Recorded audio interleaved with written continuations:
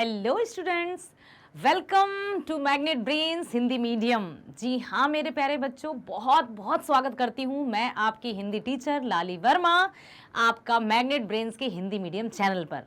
Course B, आज पहला chapter लेकर आई हूँ मैं आपके लिए, आपकी कोर्स बी का, जिसका नाम है, पाठ्य पुस्तक पता है ना आपको? यस ऑफ कोर्स पता होंगी, स्पर्श और संचयन। हमारी कोर्स बी से दो पाठ्य पुस्तिकाएं हैं। मेन पुस्तक है हमारी स्पर्श और पूरक पाठ्य पुस्तिका है संचयन। आज जिस चैप्टर के साथ मैं आई हूं आपके सामने वो है हमारी स्पर्श पाठ का पाठ्य पुस्तक का पहला पाठ, कबीर दास जी की साखी। आज हम पढ़ेंगे कबीर दास जी की साखी। अब साखी क्या है, क्यों, क्या मतलब नहीं समझ में आया ना? मैं बताती हूं कि साखी का अर्थ होता है साक्ष्य। साक्ष्य मीन्स प्रमाण, प्रमाण मीन्स सबूत, अंग्रेजी में कहते हैं प्रूफ। यस, साखी अर्थात जो साक्षात हो, जो साक्ष्य हो, जो प्रमाणित हो। कबीरदास जी, संत कबीरदास जी का नाम आपने भली भांति पहले भी सुना होगा। आइए हम सब मिलकर इनको नमन करते हैं। एक ऐसे व्यक्तित्व, एक ऐसे कवि जो हमेशा सच्चाई के मार्ग पर चले और जिन्होंने किसी की परवाह नहीं की, और हमेशा कहते हैं ना कि जो सच के साथ खड़ा रहता है उससे किसी और की आवश्यकता नहीं होती। कबीरदास जी ने अपनी साखियों के माध्यम से हमें भी यही बताने का प्रयास किया है कि हमेशा सच्चाई के मार्ग पर चलें, अपने आप पर भरोसा रखें। फिर हमें भीड़ की जरूरत नहीं है कि इतने सारे लोग हों तब हम कहीं आगे बढ़ेंगे। बेटा, अपना ज्ञान, अपनी सच्चाई ही काफी है हम सबको ऊंचाई तक ले जाने के लिए। आज साखियों के माध्यम से हम पढ़ेंगे कि कबीर दास जी, संत कबीर, कबीर दास जी के नाम के आगे संत जोड़ा ही जाता है। संत कबीर दास जी निर्गुण भक्ति धारा के कवि माने जाते हैं। यहां पर ध्यान से सुनिए कि ये निर्गुण भक्ति धारा क्या है। निर्गुण भक्ति धारा है तो कोई दूसरी भी होगी, बिल्कुल सही, सगुण भक्ति धारा भी है। अब निर्गुण और सगुण क्या है? तो निर्गुण का अर्थ होता है जो परमात्मा को निराकार माने, कोई आकार ना हो, जो हमेशा एक ईश्वर पर भरोसा रखे। और कबीरदास जी जो थे हमेशा एक ईश्वर पर भरोसा रखते थे। उनके परमात्मा सिर्फ एक है, जिनका कोई रंग रूप आकार नहीं है। निर्गुण धारा कबीरदास जी। यदि हम बात करें सगुण धारा, तुलसीदास जी, उनके प्रभु कौन थे? श्री राम, भली भांति जानते हैं आप, ठीक है। और कबीरदास जी ने किसी एक भगवान को नहीं माना, अर्थात उनका तात्पर्य है, उनका मानना है कि परमात्मा सिर्फ और सिर्फ एक होता है और जो सच है, जो सत्य है, जो यथार्थ है, वही ईश्वर है, ठीक है। तो कबीरदास जी कौन थे, कब उनका जन्म हुआ, क्या क्या इनकी रचनाएं हैं, किस तरह की रचनाएं इन्होंने लिखी और किस तरह से आज भी इनकी रचनाएं हमारे वास्तविक जीवन से संबंधित हैं। सन 1400 ईस्वी में इनका जन्म हुआ था। लगभग 1400 ईस्वी से आज हम कहां पहुंच गए हैं, सदियां बदल गई हैं, परंतु इनकी साखियां या इनके लिखे गए जो दोहे हैं वो आज के परिप्रेक्ष्य में भी एकदम फिट बैठते हैं। कैसे? उस समय की रचना आज भी एकदम सही, क्योंकि उन्होंने किसी भी धर्म, आडंबर, वहां आडंबर पर चर्चा नहीं की है। उन्होंने चर्चा की है सच की, उन्होंने चर्चा की है हिम्मत की, उन्होंने चर्चा की है परमात्मा की और आत्मा की। तो सबसे पहले हम चलते हैं कबीरदास जी के जीवन परिचय पर और जानते हैं कि उनकी रचनाएं गुरु ग्रंथ साहिब में भी हैं, कबीर ग्रंथावली में भी है, और उनकी रचनाएं क्या हैं, जीवन परिचय देखते हैं। आइए सबसे पहले हम संत कबीरदास जी के जीवन परिचय को सुनते हैं, पढ़ते हैं और देखते हैं।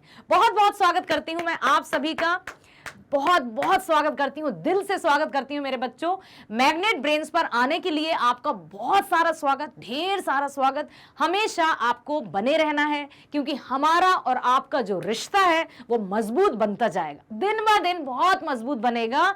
और आज हमारा चैप्टर पहला स्टार्ट कर रहे हैं हम, ठीक है, स्पर्श भाग 2 से। चलिए कबीरदास जी का जीवन परिचय देखते हैं। संत कबीरदास जी एक ईश्वर पर भरोसा रखते थे।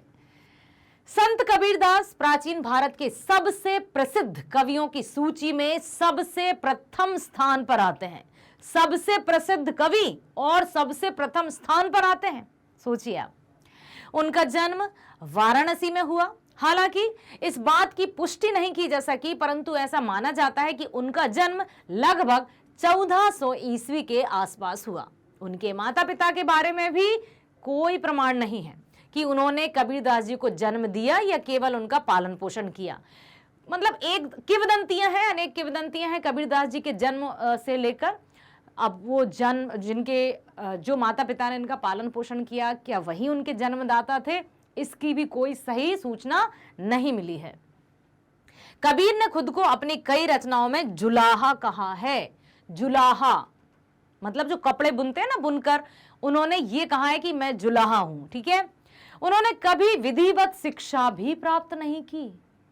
कोई विद्यालय जाकर उन्होंने शिक्षा प्राप्त नहीं की, बस संतों के पास बैठ बैठकर सत्संगति से उनको इतना ज्ञान प्राप्त हुआ कि आज सब हम जब उनकी रचनाएं पढ़ते हैं तो मन को प्रसन्नता मिलती है और हम खुद अपने आप में एक वास्तविकता का अनुभव करते हैं।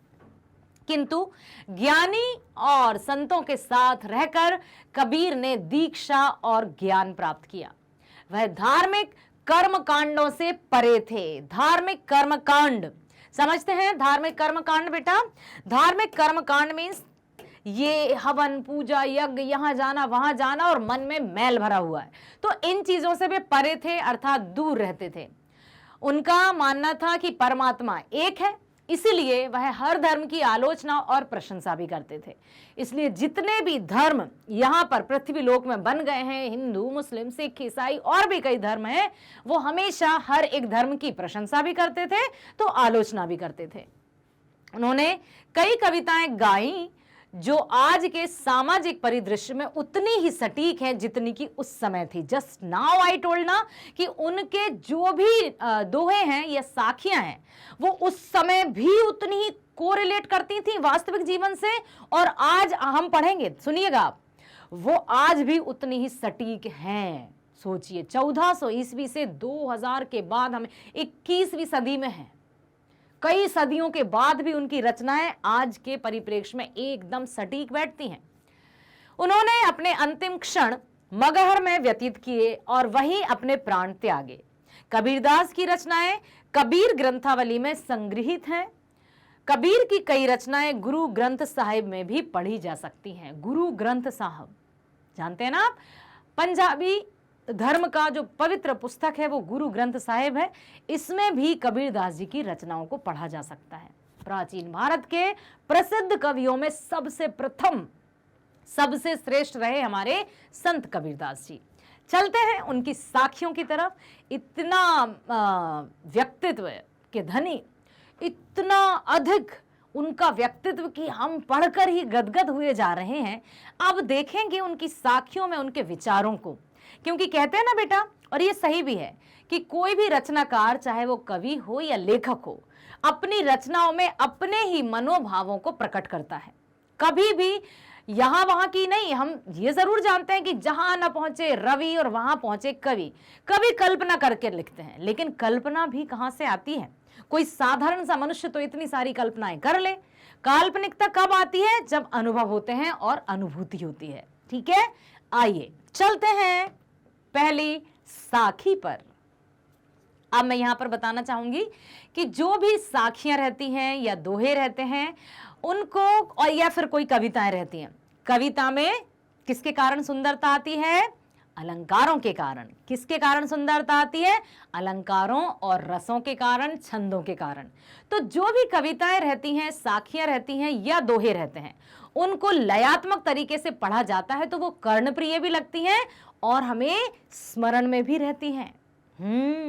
यस, ठीक है। तो यहां पर साखी का अर्थ समझ गए? एक बार और मैं बताना चाहूंगी, साखी का अर्थ है साक्ष्य।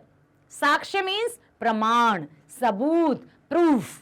तो जो भी कबीरदास जी की साखियां हैं वो वास्तविक जीवन से संबंधित हैं। 1400 ईस्वी और हम जी रहे हैं 21वीं ईस्वी में। आप सोचिए, तो इतनी सदियों के बाद भी उनकी रचनाएं हूबहू हमारे जीवन से संबंध रखती हैं।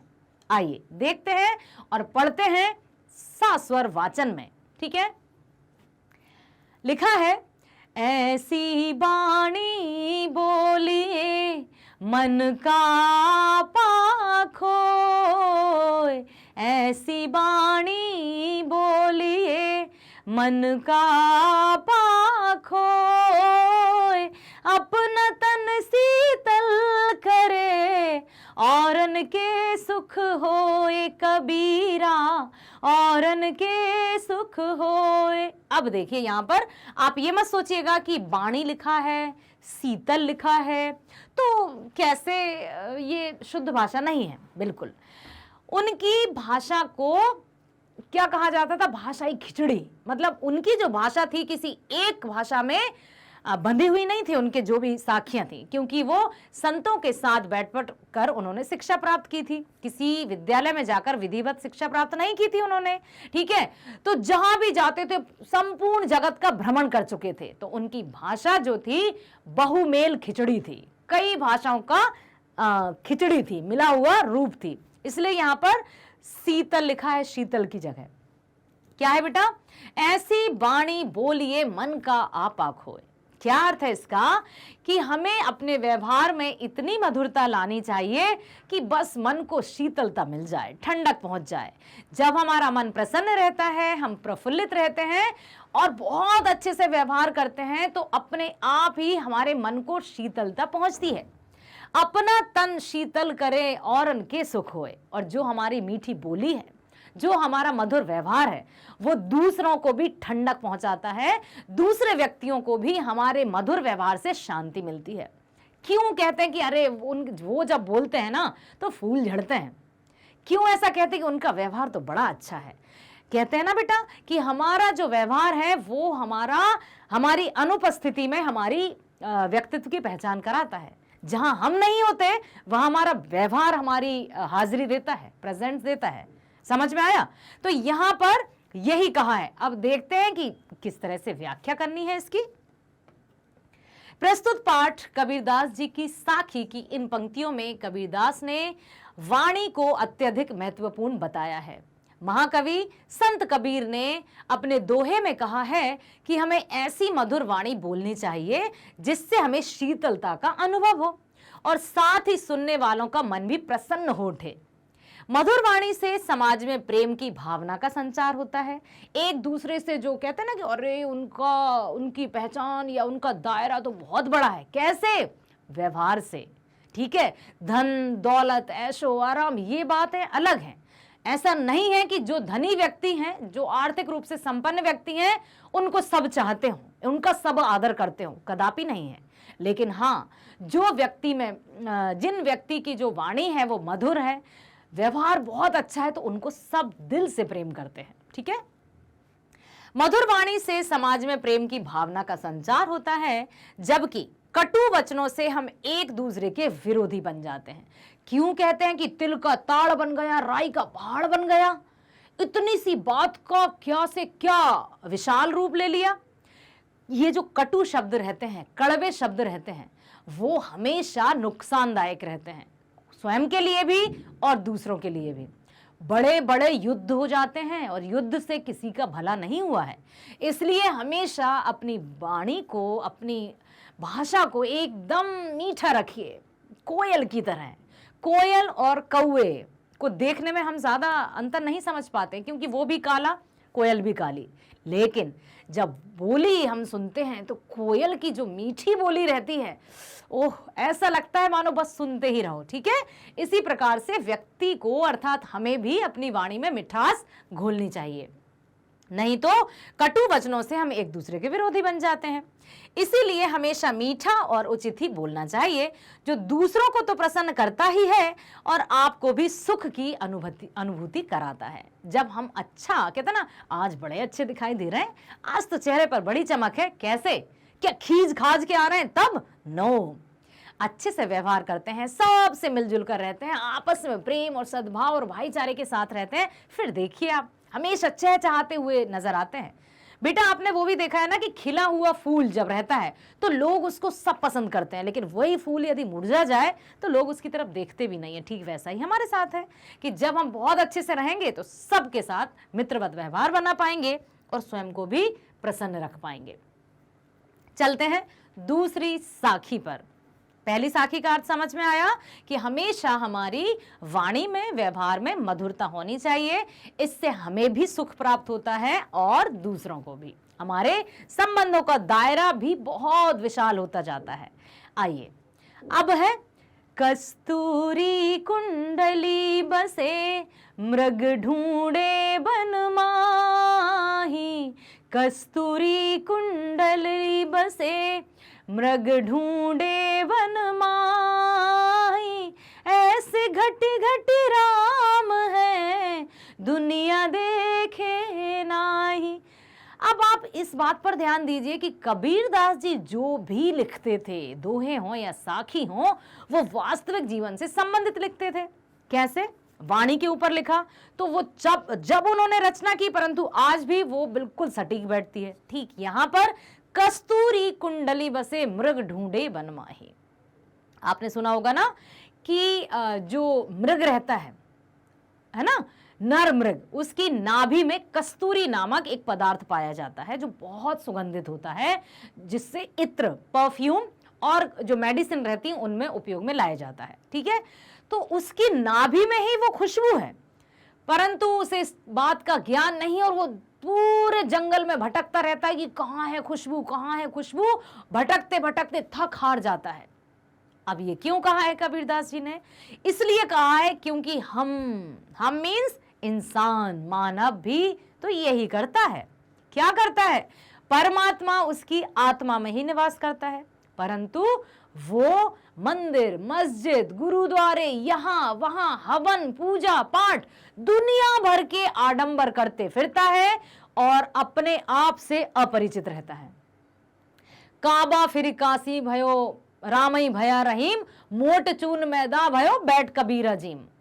ठीक है, तो यहां पर यह है कि एक और वो सुना होगा ना, मोको कहाँ ढूंढे बंदे मैं तो तेरे पास में, ना मैं मंदिर ना मैं मस्जिद ना काबे कैलाश में, खोजी हो तो तुरत ही मिल हो पल भर की तलाश में, मोको कहाँ ढूंढे बंदे मैं तो तेरे पास में। कबीरदास जी भी यही कह रहे हैं कि हम परमात्मा को यहाँ वहाँ कहाँ कहाँ ढूंढते फिरते हैं, परंतु ये तो हम भूल ही जाते हैं कि परमात्मा का निवास तो हमारी आत्मा में है। हम मानते हैं ना कि हम उसी का रूप है, उसी का अंश है। जब उसी का अंश है तो अपनी आत्मा को स्वच्छ रखना है ना? कैसे?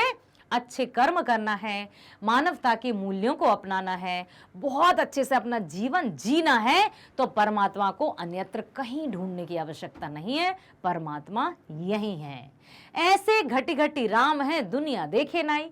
जिस तरह से मृग के नाभि में कस्तूरी रहती है और वो यहाँ वहां जंगल में भटकते रहता है, उसी प्रकार ऐसे घटी घटी राम है दुनिया देखे ना है। इसी प्रकार घट घट में, हर एक कण में परमात्मा का वास होता है और दुनिया उसको देख ही नहीं पाती है, क्योंकि वो तो मोह माया के जाल में फंसी है। क्लियर हुआ? आइए पढ़ते हैं। जिस प्रकार हिरण की नाभि में कस्तूरी रहती है, परंतु हिरण इस बात से अनजान उसकी खुशबू के कारण उसे पूरे जंगल में इधर उधर ढूंढता रहता है, ठीक उसी प्रकार ईश्वर को प्राप्त करने के लिए हमें उन्हें मंदिर, मस्जिद, पूजा पाठ में ढूंढते रहते हैं, जबकि ईश्वर तो स्वयं कण कण में बसे हुए हैं। उन्हें कहीं ढूंढने की जरूरत नहीं है, बस जरूरत है तो खुद को पहचानने की। कस्तूरी क्या है? कस्तूरी एक तरह का पदार्थ होता है जो नर हिरण की नाभि में पाया जाता है। इसमें एक प्रकार की विशेष खुशबू होती है, इसे इंग्लिश में डियर मस्क बोलते हैं। इसका इस्तेमाल परफ्यूम तथा मेडिसिन या दवाइयों बनाने में होता है। यह बहुत ही महंगा भी होता है, जबकि वो रहता कहाँ है? नर मृग की नाभि में, और फिर भी वो ढूंढता है। ठीक वैसे ही हम भी भटकते फिरते हैं। समझ में आया? कस्तूरी कुंडली फिरे मृग ढूंढे बन माही, ऐसे घटघटी राम है दुनिया देखे नाही। जिस प्रकार से हिरण पूरे जंगल में कस्तूरी की खुशबू के पीछे भागता भागता भागता फिरता रहता है और उसे कहीं नहीं मिलता, वैसे ही हम भी, मानव भी सच तो जानते नहीं है, यथार्थ से वाकिफ है नहीं, और प्रभु को यहाँ वहाँ ढूंढते फिरते हैं। ये आडंबर कितने सारे सब कुछ करवाते हैं, लेकिन ये नहीं सोचते कि अपने मन को स्वच्छ रखना है, मानव मूल्यों का पालन करना है, तो परमात्मा कहीं नहीं है, यही है। चलते हैं तीसरी साखी की ओर बेटा। जब मैं था तब हरि नहीं, अब हरि है मैं नाही। जब मैं था तब हरि नहीं, अब हरि है मैं नाही। सब अंधियारा मिट गया, दीपक देखा माही। यहाँ पर कबीरदास जी क्या कह रहे हैं बेटा कि जब मैं था तब हरि नहीं। यहाँ पर मैं शब्द जो आया है वो क्या है बताइए? मैं अर्थात अहंकार, घमंड, दर्प, अभिमान, झूठी शान, कि जब मैं था तब हरि नहीं, अब हरि है मैं नहीं। जब मेरे अंदर मैं था, अहम था, घमंड था, तब मेरे मन में प्रभु का वास नहीं था, क्योंकि प्रभु तो कहाँ निवास करते हैं? जहाँ स्वच्छता हो, निर्मलता हो, पवित्रता हो, बहुत अच्छा सब कुछ हो, तब जाकर मन को मंदिर बनाया जा सकता है। लेकिन यदि मैं अर्थात घमंड आ गया तो वहां परमात्मा नहीं रहेंगे। जब मैं था तब हरि नहीं, अब हरि है मैं नहीं, और अब मैंने अपने परमात्मा को अपने वश में मतलब अपने मन में बसा लिया है। मैं अर्थात अहंकार रूपी मोह का त्याग कर दिया है, इसलिए अब हरि है मैं नहीं, अर्थात कोई घमंड नहीं। सब अंधियारा मिट गया, दीपक देखा माई। जैसे ही परमात्मा का निवास मेरे मन में हुआ, जैसे ही मैंने अपने नेत्र खोले सच्चाई के साथ, तो मेरे अंदर का जो अंधकार था सब नष्ट हो गया और परमात्मा के प्रकाश से मेरा संपूर्ण तन और मन उजालत हो गया या प्रकाशित हो गया। क्लियर? आइए पढ़ते हैं। प्रस्तुत पाठ कबीर की साखी। इन पंक्तियों में कबीरदास जी कह रहे हैं कि जब तक मनुष्य में अहंकार अर्थात मैं रहता है, तब तक वह ईश्वर की भक्ति में लीन हो ही नहीं सकता। यदि कोशिश भी करेगा ना कि मैं पूजा कर रहा हूं, मैं हवन कर रहा हूं, मैं पाठ कर रहा हूं, तब भी वो उसके पास नहीं पहुंचाएगा। दूसरों को दिखेगा कि अरे कितनी देर से ये पूजा हवन कर रहे हैं, परंतु जहां मैं है, जहां घमंड है, वहां हम ईश्वर के निकट नहीं पहुंच सकते। और एक बार जो मनुष्य ईश्वर भक्ति में पूर्ण रूप से लीन हो जाता है, उस मनुष्य के अंदर कोई अहंकार शेष नहीं रहता है। वह खुद को नगण्य समझता है, अर्थात मैं तो कुछ नहीं हूं, परमात्मा तुम ही सबको, जो सब कुछ उसको सौंप देता है। जिस प्रकार दीपक के जलते ही पूरा अंधकार मिट जाता है, सब और उजाला हो जाता है ना, प्रकाश फैल जाता है, ठीक उसी तरह भक्ति के मार्ग पर चलने से ही मनुष्य के अंदर व्याप्त अंधकार मिट जाता है। जब हम भक्ति के मार्ग पर चलते हैं तो हमारे मन का सारा अंधकार छूमंतर हो जाता है, अर्थात प्रकाशमय हो जाता है। तो मैं या अहंकार या घमंड जैसी भावना को अपने मन में कतई ना पनपने दें, क्योंकि घमंड या अहंकार जहां आता है वहां परमात्मा हमसे दूर चले जाते हैं। परमात्मा कहाँ निवास करते हैं? पवित्रता में, निश्चलता में, निष्कपटता में, है ना, एकदम जहां स्वच्छता हो वहां परमात्मा निवास करते हैं। यदि मन में मैल होगा, पाप होगा, कलह होगी, दूसरों के प्रति जलन, नफरत, बदले की भावना होगी, तो परमात्मा कैसे रहेगा आप बताइए? इतने ऐसे माहौल में परमात्मा का निवास होगा? कदापि नहीं। इसलिए अपने मन में सदा अच्छे विचारों को रखना है, पवित्रता को रखना है, निष्कपट निष्पाप रहना है। फिर देखिए अपने आप परमात्मा की कृपा होती है और हमारे अंदर से घमंड और जैसे जो भावना है वो छूमंतर हो जाती है। एक दीपक जलते ही जैसे अंधकार को प्रकाशमय किया जाता है, वैसे ही अपने अंदर पवित्रता का वास होने पर ईश्वर को मन में ही प्राप्त किया जा सकता है। फिर हमें कहीं भी जाने की जरूरत नहीं होती है। क्लियर हुआ? समझ आया ना बेटा कि जब मैं था तब हरि नहीं, अब मैं हरि है मैं नहीं। जब मैं था अर्थात घमंड था तब ईश्वर नहीं थे, और जब हरि आ चुके हैं, मैं भक्ति में लीन हो चुका हूं, तो मेरे अंदर घमंड भाग गया है। जिस तरह से दीपक जलते ही अंधकार दूर हो जाता है। ठीक है, चलिए अब चलते हैं हम चौथी साखी पर। ठीक है, पढ़ते हैं। और मैं आपसे भी यही कहूंगी कि कोशिश किया कीजिए कि जो भी काव्यात्मक होते हैं, जैसे दोहे हुए या साखियां हुई, तो उनको जितने अच्छे से हम सास्वर वाचन के साथ पढ़ते हैं, उतने ही वो कर्ण प्रिय भी लगते हैं और हमें याद हो जाते हैं बेटा। यस, कोई भी गाना कितने जल्दी याद होता है बताइए? यदि हम कहें कि ये अनुच्छेद अभी के अभी याद करके बताइए, और या फिर ये गाना याद करिए, तो आप क्या याद करेंगे? पहले गाना याद करेंगे ना। क्यों? क्योंकि वो गाते हैं, मजा आता है। तो इसी तरह से हम इसको भी लयात्मक तरीके से गाएंगे ना। जब गाएंगे तो आप सुनेंगे, सुनेंगे तो आपको याद होगा, और आप घर में बैठकर प्रैक्टिस करेंगे। ठीक है, इसलिए तो कहते हैं कि जो कविताएं रहती हैं, या दोहे रहते हैं, या साखियां रहती हैं, या छंद रहते हैं, चौपाइयां रहती हैं, उनमें रस, अलंकार और छंदों के कारण उनमें सुंदरता आती है। जैसे आभूषण पहनने पर मनुष्य सुंदर लगता है ना, वैसे ही रस अलंकारों के आने से कविताएं या काव्य सुंदर लगते हैं। आइए चौथी साखी को पढ़ेंगे, मेरे साथ पढ़ने की कोशिश कीजिए। सुखिया सब संसार है, खाए अरु सोवे।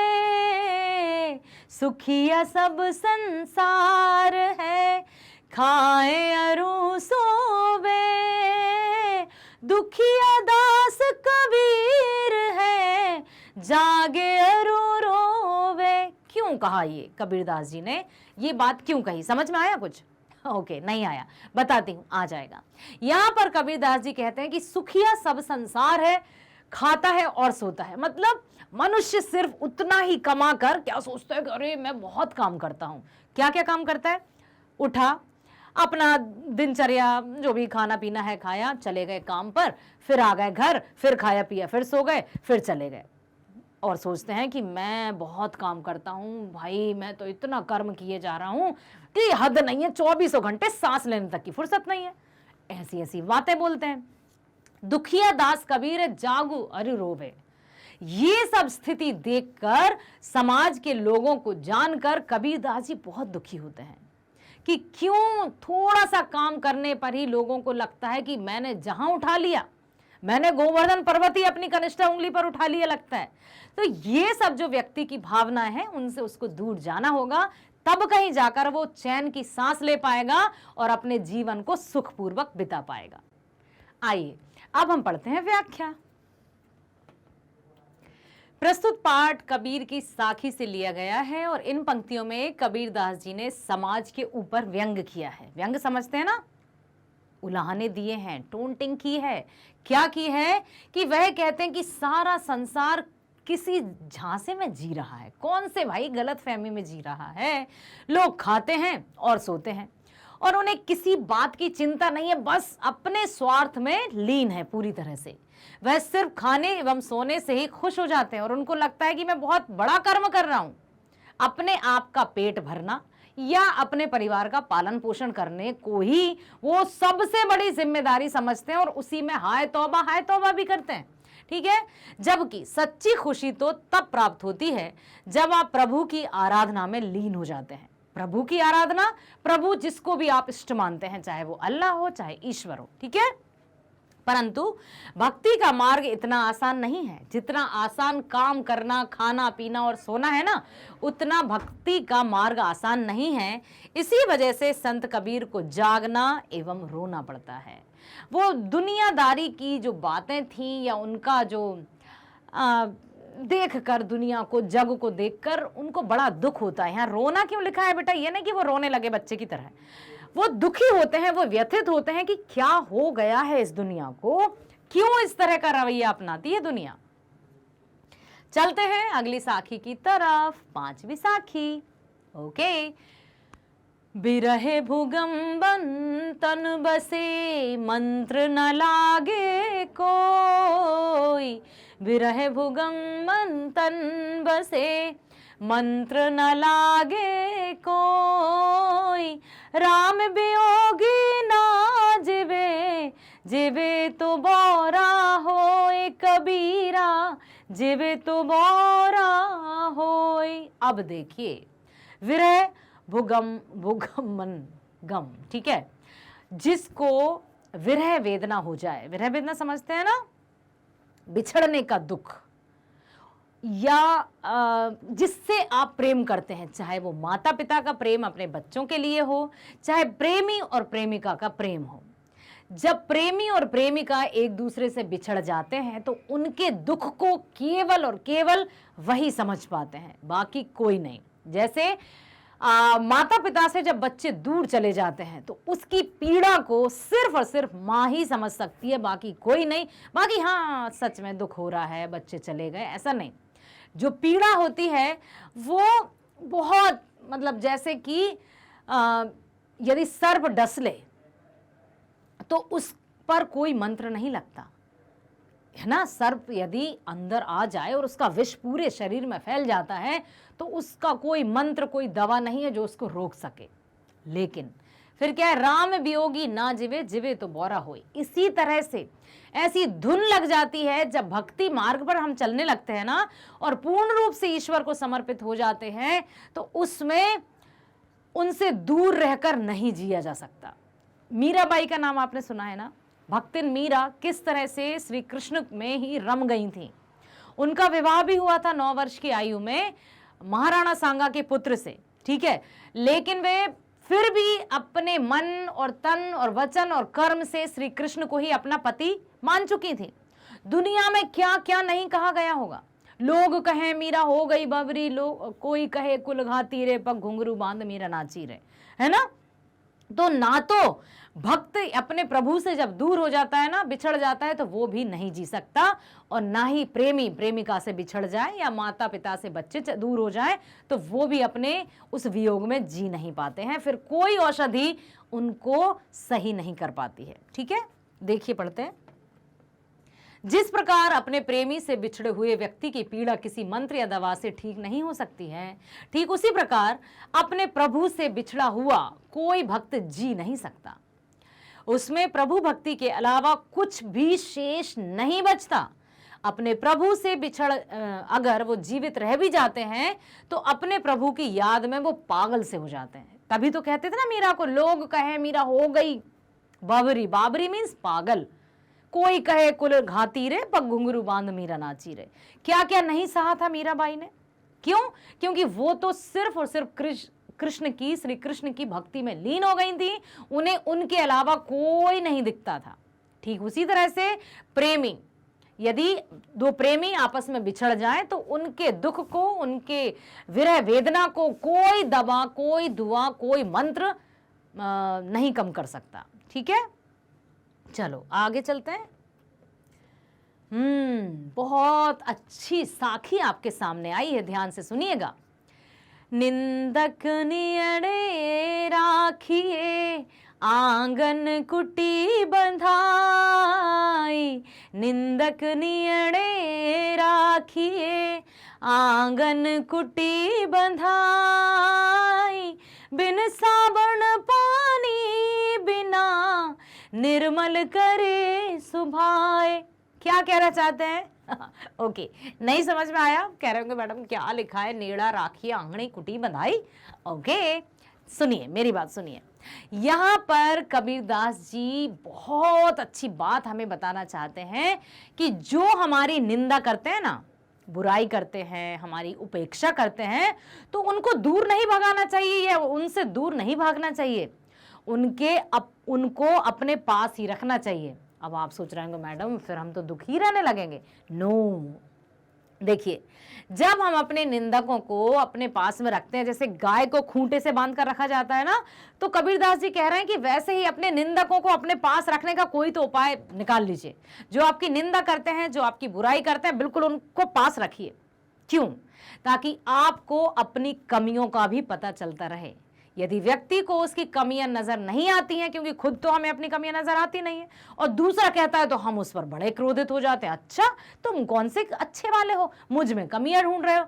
जबकि ये है कि दूसरों में कमियां नजर आती हैं और हम अपनी कमियों को नजरअंदाज कर देते हैं, या फिर किसी को भी अपनी कमियां नजर ही नहीं आती हैं। इसलिए हमें निंदकों को या अपनी निंदा करने वालों को अपने पास ही रखना चाहिए, ताकि यदि ऐसा करेंगे तो जैसे कि बिना साबुन और पानी के अपने आप को स्वच्छ किया जा सकता है ना, कब? जब हम निंदकों को अपने पास रखेंगे। इसलिए जो आपकी निंदा करें उनसे जलन मत कीजिए, या उनसे ईर्ष्या मत कीजिए, या उनको बुरा भला मत कहिए। बहुत बहुत धन्यवाद दीजिए ऊपर वाले का कि चलिए कोई तो आपको असेस कर रहा है, कोई तो आपका आकलन कर रहा है कि आप में ये कमियां हैं। थैंक यू कहिए ना उसको मन ही मन। बहुत बढ़िया, बहुत बढ़िया। ठीक है, इस तरह से अपने जीवन को बिताना है ताकि और हम अच्छे से तरसते जाएं और चमकते हुए हीरा की तरह इस दुनिया में उभर जाएं। ठीक है, आइए देखते हैं व्याख्या। कबीर की साखियों में इन पंक्तियों में संत कबीर दास जी के अनुसार जो व्यक्ति हमारी निंदा करते हैं उनसे कभी दूर नहीं भागना चाहिए, बल्कि उन्हें हमेशा समीप रखना चाहिए। समीप मतलब समझते हैं, पास में। जैसे हम किसी गाय को अपने आंगन में खूंटे से बांध कर रखते हैं, ठीक उसी प्रकार हमें निंदा करने वाले व्यक्ति को अपने पास रखने का कोई ना कोई प्रबंध तो जरूर कर लेना चाहिए, जिससे हम रोज उनसे अपनी बुराइयों के बारे में जान सकें और अपनी गलतियां दोबारा दोहराने से बच सकें। इस प्रकार हम बिना साबुन और पानी के ही खुद को निर्मल बना सकते हैं, खुद को स्वच्छ बना सकते हैं। वो बात अलग है कि कोई व्यक्ति ऐसे भी होते हैं जो निंदा सुनने पर भड़क जाते हैं, अच्छा तुम हमारी कमियां खोजोगे, तो उस तरह का व्यक्ति हमें नहीं बनना है। यदि कोई व्यक्ति आपकी निंदा करता है या आप में कमियां खोजता है, मीन्स हम में कमियां खोजता है, तो बिल्कुल उसको मानिए और उन कमियों को हमें कम करना चाहिए। अच्छा, यहाँ मैं आपसे एक प्रश्न पूछना चाहूंगी। क्या आपको लग रहा है कि देखिए अभी हम पहुंच चुके हैं कौन सी साखी पर? 6वीं पर पहुंच गए हम। तो आपको लग रहा है कि उस 14वीं शताब्दी में कबीरदास जी ने ये रचनाएं की, उस समय के समाज को ध्यान में रखकर ही, क्योंकि उसी समय के थे कबीरदास जी। तो क्या आज के परिप्रेक्ष्य में या आज के समाज में या आज के जनजीवन में भी ये पूर्ण रूप से संबंधित है? यस, बहुत बढ़िया, वेरी गुड। क्योंकि जो रचना उन्होंने तब की थी, समाज की विचारधारा तब भी वही थी, समाज की विचारधारा आज भी यही है। कमियां दूसरों में निकालते हैं, अपने आप को बड़ा 30 मार खा समझते हैं, ये होता है। तो इससे अच्छा है कि जो व्यक्ति अपने आप को बहुत अच्छा बनाना चाहते हैं वास्तविक में, तो वो निंदकों से दूर ना रहें या उनको दूर ना भगाएं, उनको रहने दीजिए, ताकि हमें अपनी कमियों का ज्ञान होता रहे और हमें अपनी कमियों के बारे में आभास भी होता रहे कि हाँ, मुझ में अभी ये कमी है और मैं दुनिया में अभी एकदम सबसे बड़ा नहीं हूँ। कभी कभी कक्षा में प्रथम आने पर एक अहम आ जाता है, ये मैं तो क्लास में फर्स्ट आया। ठीक है, क्लास में कितने बच्चे? 30, 40, 50, ओके 40 बच्चे। अब उसमें हम फर्स्ट आ गए, तो अपने आप को अहंकार में मत डुबोइए, क्योंकि वो सिर्फ और सिर्फ इतना ही एरिया है। 40 बच्चों का, दुनिया तो बहुत बड़ी है। आप पास करते जाएंगे कक्षाओं को और आप जाएंगे कॉलेज में, कॉलेज में बहुत सारे विद्यार्थी होंगे। अब जैसे तैसे आपने बहुत अच्छे से मेहनत करते हुए और वहां भी अपने आप को अव्वल दर्जे का बनाया। अब कहेंगे, अब देखिए मैडम, वहां 40 थे ना, यहां मैंने 150 में अपने आप को प्रथम पाया, अब तो नहीं है ना मुझसे अच्छा कोई। नो, ये अपने मन में भावना नहीं लानी है कि मैं ही सबसे अच्छा हूं या मैं ही सबसे गुणी हूं। आप ये कह सकते हैं कि मैं अच्छा हूं, मैं गुणी हूं, परंतु आप ये नहीं कह सकते कि मैं ही सबसे अच्छा हूं। एक ही शब्द के लग जाने से अहंकार आ जाता है। डॉक्टर APJ अब्दुल कलाम के 5 सेंटेंसेस याद रखिएगा। उन्होंने हमेशा कहा था कि अपने आप में ये 5 वाक्यों को रखो। I am the best, I can do it, God is always with me, I am a winner and today is my day. यहां पर जो फर्स्ट पॉइंट है ना, आई एम द बेस्ट, यहां पर बच्चे हमेशा पूछते हैं कि मैडम फिर ये आई एम द बेस्ट कैसे कहें हम, क्योंकि हमसे तो बेस्ट और भी लोग होंगे। बताती हूं, ये उन्होंने क्यों कहा कि आई एम द बेस्ट। बिल्कुल, आई एम द बेस्ट हर एक पर्सन कह सकता है कि आई एम द बेस्ट। हमने ये तो नहीं कहा ना कि I am only the best, I am the best. ये मेरा आत्मविश्वास है कि मैं बहुत अच्छी हूं, मैं ही बहुत अच्छी हूं, ये घमंड है। ठीक है, क्योंकि दुनिया बहुत बड़ी है। अब चलते हैं अगली साखी पर।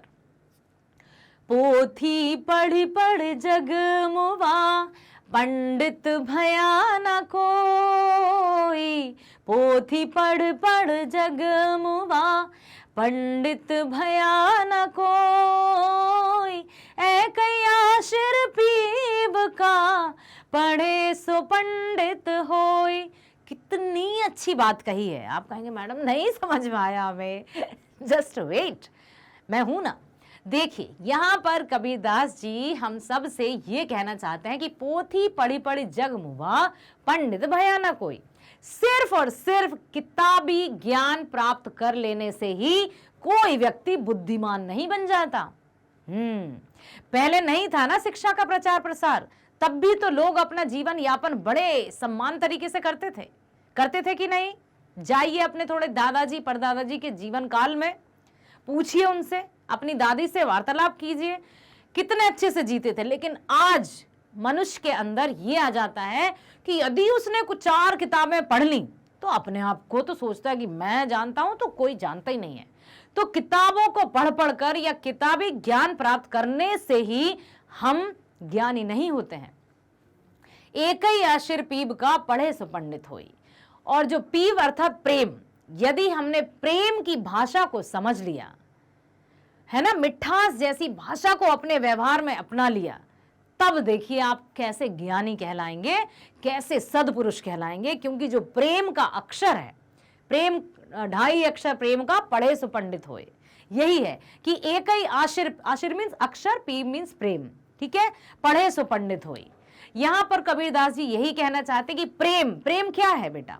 प्रेम सिर्फ ये नहीं कि एक हीरो एक हीरोइन प्रेम हो गया, या प्रेमी और प्रेमिका प्रेम हो गया। प्रेम एक ऐसा पवित्र शब्द है जो अपने हृदय में होना चाहिए। प्रेम सबके लिए होना चाहिए। प्रेम पवित्र होता है, निश्चल होता है, निष्कपट होता है। प्रेम की भावना यदि हमारे मन में है तो किसी के प्रति द्वेष या नफरत या जलन की भावना हमारे मन में कतई नहीं आएगी, और हम सबके प्रति हमेशा सद्भाव रखेंगे। और हर एक व्यक्ति जो हमें समझ सकेगा वो भी हमें अच्छी ही दृष्टि से देखेगा। आजकल का जो जमाना, उसमें प्रेम के पता नहीं क्या क्या अर्थ लिए जाते हैं, लेकिन प्रेम और आकर्षण दोनों अलग हैं, ठीक है? आकर्षण समझते हैं ना, अट्रैक्शन या मोह। मोह और प्रेम दोनों अलग है। प्रेम निष्कपट, निश्चल, निष्पाप, पवित्र रहता है, वहीं मोह कुछ अवधि के लिए रहता है। जब तक कोई वस्तु या कोई व्यक्ति सुंदर है तो हम उससे प्रेम कर रहे हैं, कहते हैं प्रेम, लेकिन वो होता है मोह। तो मोह और प्रेम में अंतर समझिए और अपने मन में प्रेम की भावना को जागृत कीजिए, मोह की नहीं। क्योंकि मोह कुछ समय भर के लिए रहता है। मान लीजिए कोई वस्तु अच्छी है, हमें बहुत अच्छी लगी, हमें तो ये चाहिए, कुछ भी हो जाए मुझे ये चाहिए, ले ली। जब वो वस्तु पुरानी हो गई, फेंक दी डस्टबिन में। होता है, व्यक्तियों के साथ भी होता है। यदि कोई व्यक्ति एक दूसरे को अच्छे लग रहे हैं, क्योंकि हमेशा अप टू डेट रहते हैं ना, कब उसने देखा किसी को खांसी हो रही है या बुखार में, या कब उसने तबीयत खराब में देखा? जब भी मिले दोनों प्रेमी प्रेमिका एकदम अप टू डेट, प्रेम हो गया। वो प्रेम नहीं है, वो आकर्षण है, वो मोह है, जो एक ना एक दिन बहुत दर्द और दुख देकर जाता है। जबकि प्रेम में दुख नामक कुछ होता ही नहीं है। समझ में आया? पोथी पढ़ी पढ़ी जग मुआ, पंडित भया ना कोई, और 2.5 आखिर पीब का, पढ़े सो पंडित होए। प्रेम अपने मन में बसा लीजिए, सबके लिए, ठीक है? आइए पढ़ते हैं। प्रस्तुत पाठ कबीरदास जी की साखी से लिया गया है, और इन पंक्तियों में कबीरदास जी के अनुसार सिर्फ मोटी मोटी किताबों को पढ़कर किताबी ज्ञान प्राप्त कर लेने से ही कोई पंडित नहीं बन जाता। यहां पर पंडित का अर्थ क्या है बताइए? पंडित मीन्स होता है ज्ञानी। पंडित मीन्स अभी जो जाति उसमें बांट दिया ना कि ब्राह्मण मीन्स पंडित, पंडित मीन्स ज्ञानी, और ज्ञानी तो कोई भी हो सकता है, ठीक है? तो मोटी मोटी किताबों को पढ़कर किताबी ज्ञान प्राप्त कर लेने से कोई पंडित नहीं बन जाता, जबकि ईश्वर भक्ति का एक अक्षर पढ़कर भी लोग पंडित बन जाते हैं। ईश्वर क्या कहता है? प्रेम से रहिए, सद्भाव से रहिए। अर्थात किताबी ज्ञान के साथ साथ व्यवहारिक ज्ञान। समझ में आया? और अक्सर लोग किताबी ज्ञान के पीछे तो बहुत भाग रहे हैं, और व्यवहारिक ज्ञान जो प्रैक्टिकल नॉलेज है उसके बारे में अनभिज्ञ रहते हैं। तो जहां पर बात व्यवहारिक ज्ञान की आती है, अपने आप को शून्य पाते हैं और फिर अपने आप से हताश होकर चले जाते हैं। एक पल के लिए भी नहीं सोचते कि जो माता पिता, जिन माता पिता ने तुम्हें जन्म दिया है, उन पर क्या गुजरेगी। यही तो है व्यवहारिक ज्ञान का अभाव। यदि हमें व्यवहारिक ज्ञान है तो हम हर एक परिस्थिति से अपने आप को जोड़ पाएंगे, और साथ ही साथ उस परिस्थिति से डटकर मुकाबला भी करेंगे। परंतु आजकल जो व्यवहारिक ज्ञान की कमी है उसके कारण अपने आप को नुकसान पहुंचा लिया जाता है। एक पल के लिए भी नहीं सोचते कि जो हम दिख रहे हैं ना, इतने लंबे पूरे बड़े, वो हम है ही नहीं, वो तो हमारे माता पिता की दी गई नेमत है, दिया गया उपहार है। और हमें लगता है कि मैं सिर्फ मैं हूं। नो वे। हम अपने आप को रत्ती भर भी नुकसान नहीं पहुंचा सकते, क्योंकि ये मेरा तन नहीं है, माता पिता का दिया हुआ उपहार है। हम कैसे अपने माता पिता को दुखी या व्यथित कर सकते हैं? ठीक है, तो यही है कि हमें व्यवहारिक ज्ञान भी प्राप्त कर लेना चाहिए, नहीं तो कोई व्यक्ति ज्ञानी नहीं बन जाता। यदि हम क्या किताबी ज्ञान के साथ साथ व्यवहारिक ज्ञान भी होना आवश्यक है, नहीं तो कोई भी व्यक्ति ज्ञानी नहीं बन सकता। यदि सिर्फ और सिर्फ किताबी ज्ञान है, व्यवहारिक ज्ञान नहीं है, तो वो व्यक्ति ज्ञानी नहीं कहलाएगा। तुरंत परिस्थितियों में अपने आप को बिल्कुल आग बबूला कर लेना, तुरंत किसी पर अविश्वास जताना, तो तुरंत किसी पर भरोसा कर लेना, तुरंत किसी की बातों में आ जाना, तुरंत उसी व्यक्ति को बहुत बुरा भला कहना, ये क्या है? ये ना समझी नहीं तो और क्या है? ठीक है, तो इन बातों में हमें अपने आप को ध्यान रखना है कि जो हमारे बड़े बुजुर्ग हमसे कहते हैं ना, वो उनका अनुभव कहता है, वो व्यवहारिक ज्ञान होता है। इसलिए वो हमें सीख देते हैं और हमें लगता है कि क्या पका रहे हैं। मैंने ये शब्द इसलिए बोला क्योंकि ये शब्द मैंने सुना है बच्चों से। ठीक है, तो बड़े अपने जो भी कहते हैं उनको सुनिए ध्यान से। अगले साखी की ओर चलते हैं। हम घर जाल्या अपना लिया मुराड़ा हाथी, हम घर जाल्या अपना लिया मुराड़ा हाथी, अब घर जालो तास का जे चले हमारे साथ कबीरा, जे चले हमारे साथ। क्या कहना चाहते हैं यहाँ? हम घर जला लिया अपना, हमने अपना घर जला लिया, लिया मुराड़ा हाथी। देखिए, यहां पर घर जलाने से अर्थात है कि हमारे अंदर जो भी मोह माया लालच रूपी जो हमने घर बनाकर रखा था, उसको ईश्वर भक्ति से हमने जलाकर खाक कर दिया है। हमारे हाथ में जो मशाल है, मशाल समझते हैं? ऑफ कोर्स समझते होंगे।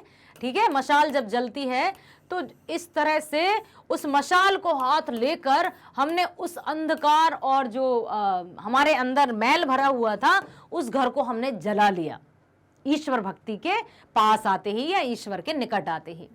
अब घर जालो तास का जे चले हमारे साथ। अब जो भी हमारे साथ चलना चाहते हैं, कहाँ? पिकनिक नहीं, अब जो भी हमारे साथ ईश्वर भक्ति में आगे आना चाहते हैं, वो भी अपने अपने घरों को अर्थात मोह रूपी घर को जलाकर राख कर दीजिए, या हम उनकी सहायता करेंगे। ठीक है, आइए व्याख्या पढ़ते हैं। सच्चा ज्ञान प्राप्त करने के लिए हमें अपनी मोह माया का त्याग करना होगा, तभी हम सच्चे ज्ञान की प्राप्ति कर सकते हैं। कबीर दास जी के अनुसार उन्होंने खुद ही अपने मोह माया रूपी घर को ज्ञान रूपी मशाल से जला दिया। ठीक है, मोह माया रूपी जो घर अपनी बिल्डिंग बनाकर रखा था, उसको हमने ज्ञान रूपी, कबीरदास जी ने ज्ञान रूपी मशाल से जला दिया।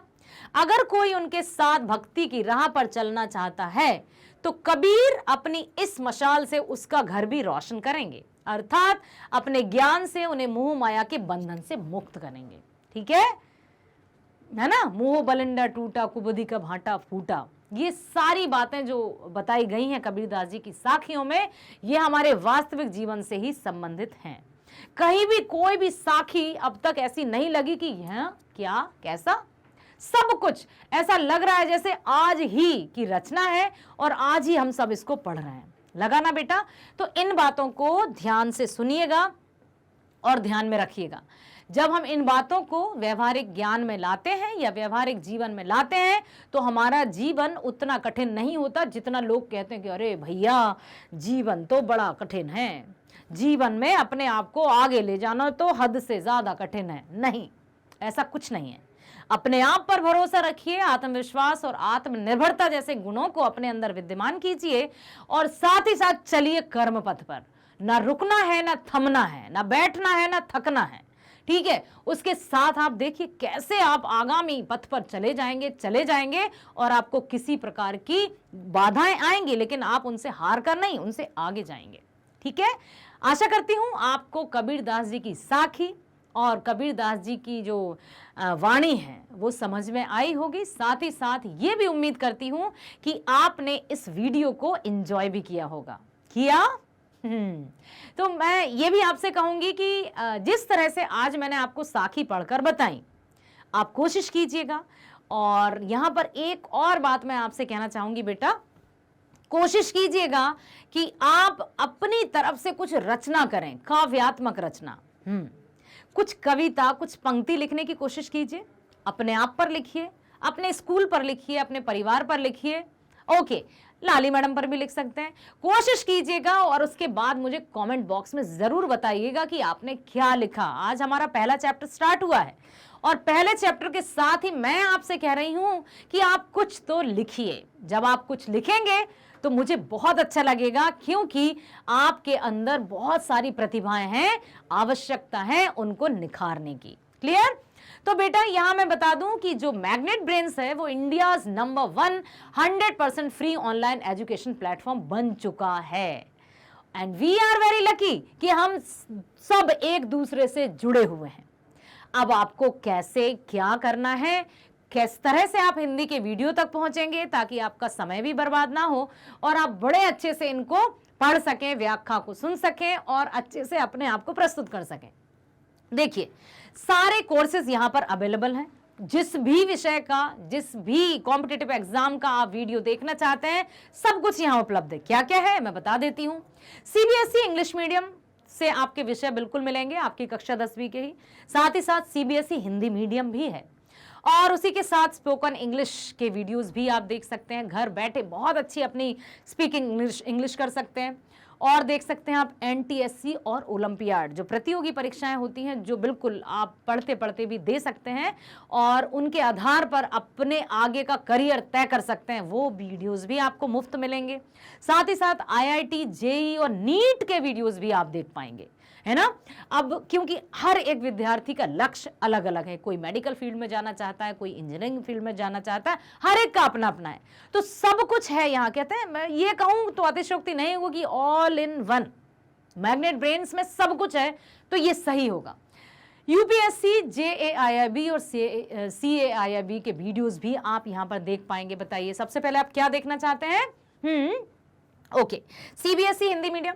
सीबीएसई हिंदी मीडियम आप जैसे ही क्लिक करेंगे तो आपके सामने आ जाएंगे हिंदी मीडियम से रिलेटेड आपके सभी सब्जेक्ट्स के वीडियो।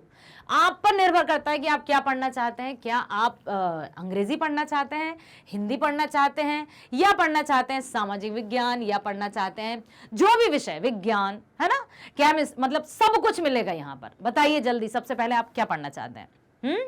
हिंदी। ओके, क्लिक कर दीजिए लाली मैडम के वीडियो पर। जैसे ही आप क्लिक करेंगे सामने आ जाएगा सब कुछ संबंधित हिंदी से।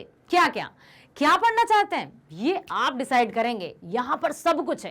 क्या आप पढ़ना चाहते हैं सीबीएसई या एनसीईआरटी पर आधारित संपूर्ण पाठ्यक्रम, या फिर पढ़ना चाहते हैं विषय का संपूर्ण विवरण पाठ्यक्रम, या फिर चाहते हैं आप सभी अध्याय का क्रमानुसार सारांश, या फिर आप चाहते हैं कि मुझे देखना है सिर्फ एनसीईआरटी समाधान, जो पाठ्य पुस्तक में प्रश्न उत्तर में वो देखना चाहते हैं, ऑफ कोर्स आप देख पाएंगे। या फिर आप चाहते हैं संपूर्ण अध्याय का video, complete chapter revision in one video, of course you can बेटा। या फिर आप चाहते हैं बहुविकल्पीय प्रश्न, हाँ एमसीक्यूज, यस, वो भी आपको मिलेंगे यहीं पर। बस निर्णय आपका होगा, काम हमारा होगा। बताइए सबसे पहले क्या देखना है? पाठ्यक्रम। वेरी नाइस, बहुत अच्छी बात की आपने। क्लिक कर दीजिए। अब आप देखेंगे कि पाठ्यक्रम पर आपने जैसे ही क्लिक किया तो उसका वीडियो आपके सामने आ जाएगा।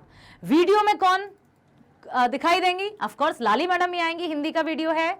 तो यहां पर आप देखेंगे कि आपकी चारों पाठ्य पुस्तक, हो घबराइए मत, चारों आपको नहीं पढ़ना है। आपको पता है ना सीबीएसई ने 2 कोर्सेज दिए हैं, कोर्स ए और कोर्स बी। तो कोर्स ए में जो बुक्स हैं वो क्षितिज और कृतिका है, और कोर्स बी की भी 2 बुक्स हैं जो कि स्पर्श और संचयन है। तो इस वीडियो में आपको इन चारों बुक्स का संपूर्ण चैप्टर विवरण मिलेगा।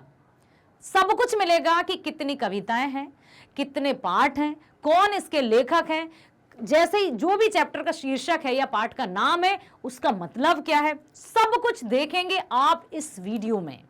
जब आप इस वीडियो को पूर्ण रूप से देख लेंगे ना, तो ये मैं आपसे प्रॉमिस करती हूं कि आपको पाठ्यक्रम से संबंधित कोई डाउट नहीं रहेगा बेटा। यस, ठीक है। तो आप बड़े अच्छे से इस वीडियो को देखिएगा, और जब वीडियो देखेंगे तो आपको लगेगा कि यस, मुझे पता है। क्या करेंगे फिर? आप अपने फ्रेंड्स को भी शेयर कर दीजिएगा ताकि उन्हें भी कोई कंफ्यूजन ना हो। आपको सब कुछ मिल जाएगा यहीं पर। तो बस यही आपको करना है। और मैं एक बार फिर कहना चाहूंगी कि मैग्नेट ब्रेन्स आपके लिए लेकर आया है कक्षा 6वीं से 12वीं तक की ऑनलाइन स्कूल शिक्षा 100% फ्री। यस, हम ये नहीं कहते कि 10% फ्री दे रहे हैं, 20% फ्री दे रहे हैं, 80% फ्री दे रहे हैं। No, 100% free. कुछ मिलता है क्या फ्री? नो, बट यस, हम देते हैं एजुकेशन फ्री आप जैसे होनहार बच्चों के लिए। तो हम बस यही चाहते हैं कि आप लाइक करें, सब्सक्राइब करें और अधिक से अधिक शेयर करें, ताकि हमारा और आपका जो रिश्ता है वो और भी मजबूत बने। मिलते हैं इसी पाठ के अगले वाले वीडियो के साथ। खुश रहिए, स्वस्थ रहिए, बाय।